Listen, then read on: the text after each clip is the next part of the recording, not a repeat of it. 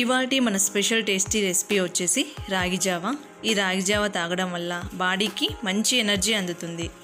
అలాగే ఈ రాగుల్లో calcium, fibre, carbohydrates చాలా ఎక్కువగా ఉండటం వల్ల ఈ రాగి మాల్ట్ పిల్లల నుండి పెద్దల వరకు ఎవరైనా తీసుకోవచ్చు. ఎంతో టేస్టీగా హెల్తీగా ఉండే రాగి జావా ప్రాసెస్ ఏంటో చూసేద్దాం.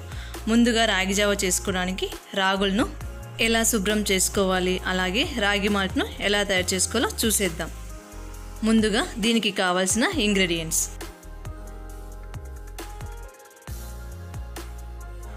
ముందుగా 1 కప్పు రాగులను తీసుకుని వాటర్ని యాడ్ చేసుకుని బాగా క్లీన్ చేసుకోవాలి. ఇలా 2-3 టైమ్స్ పాటు క్లీన్ చేసుకోండి.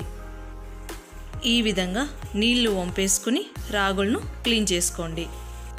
ఇప్పుడు ఈ రాగులను వాటర్ అంతా పోయి డ్రైగా అయ్యేటట్లు రోస్ట్ చేసుకోవాలి. ఇలా తడి లేకుండా పూర్తిగా డ్రై అయిపోయే వరకు రోస్ట్ చేసుకోండి. ఇలా మీడియం ఫ్లేమ్లో రోస్ట్ చేసుకొని ఒక ప్లేట్లోకి ట్రాన్స్ఫర్ చేసుకొని పక్కన పెట్టేసుకోండి.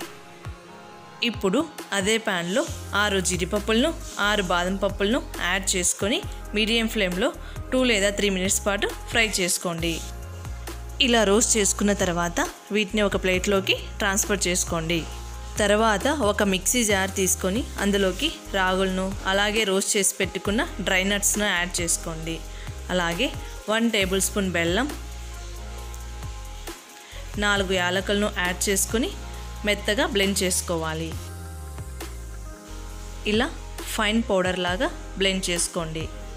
ఇలా ప్రిపేర్ చేసుకున్న పౌడర్ను మనం ఎయిర్ టైట్ కంటైనర్లోకి తీసుకొని స్టోర్ చేసుకొని పెట్టుకోండి. ఇప్పుడు రాగి మాల్ట్ను ఎలా ప్రిపేర్ చేయాలో చూసేద్దాం. ఇప్పుడు ఒక బౌల్ తీసుకొని అందులోకి 2 టేబుల్ స్పూన్ రాగి పౌడర్ను యాడ్ చేసుకోండి. ఇప్పుడు ఇందులో 1/2 గ్లాస్ వాటర్ యాడ్ చేసుకొని పిండి అనేది ఉండలు లేకుండా బాగా మిక్స్ చేసుకోవాలి. నెక్స్ట్ మనం స్టవ్ మీద ఒక గిన్నె పెట్టుకొని అందులోకి 2 గ్లాసుల వాటర్ని యాడ్ చేసుకోండి. అలాగే ముందే ప్రిపేర్ చేసుకున్న రాగి మాల్ట్ను యాడ్ చేసుకోండి. ఇలా మధ్య మధ్యలో కదుపుకుంటూ రాగి జావా చిక్కబడేంత వరకు మీడియం ఫ్లేమ్లో ఉడికించుకోండి. ఇలా 7 to 8 మినిట్స్ ఉడికించుకున్న తర్వాత ఇందులోకి 1 టేబుల్ స్పూన్ బెల్లంను యాడ్ చేసుకోండి. ఇది ఆప్షనల్ అండి, ఇష్టం లేకపోతే స్కిప్ చేసేయచ్చు. ఇలా రోలింగ్ బాయిలింగ్ అయ్యేంత వరకు ఉడికించుకున్న తర్వాత స్టవ్ ఆఫ్ చేసుకోండి. ఇలా జావను కొద్దిసేపు చల్లారనివ్వండి. ఇలా చల్లారిన తర్వాత జావా మరింత చిక్కబడుతుంది. ఇప్పుడు జావను సర్వింగ్ ప్లేట్లోకి తీసుకొని సర్వ్ చేసుకుందాం. ఇలా మనం ఎంతో టేస్టీగా హెల్తీగా ఉండే రాగి మాల్ట్ను ఈజీగా ప్రిపేర్ చేసుకోవచ్చు.